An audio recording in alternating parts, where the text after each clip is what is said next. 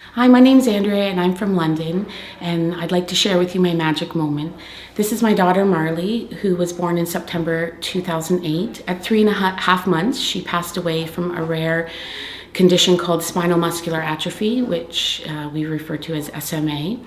SMA affects the voluntary movement in babies and young children and eventually leads to their death.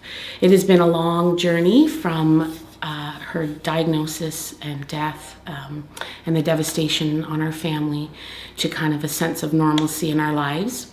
This summer we were honored to have her named as the honoree for the 2011 Rebecca Run, which is held in Newmarket. The run raises money to go into research to finding a cure or a treatment, because right now there is nothing. So as part of our, our honoree duties, we fundraised and raised over $8,000 for the cause this year.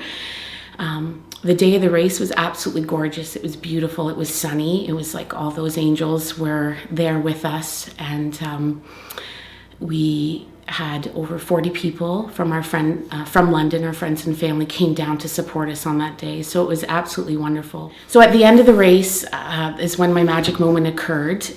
The director or co-director of the race got up to say a few words and to introduce our family and Marley to the crowd of people that were there. The co-founder of the race had asked for a moment for everyone to raise their hands towards the sky and the sun and to call down the presence or the essence of Marley. And it started off very slowly. The people at the front of the crowd had their hands up, and then slowly it kind of washed over the park, which is set on a lake, aptly called Fairy Lake. And in about 2 minutes, all you could hear was silence. You could hear not a person talking, not cars, nothing, just the sounds of nature, the birds, the wind, and the sun shining down on us. And it was probably the most connected I've been to Marley since she died,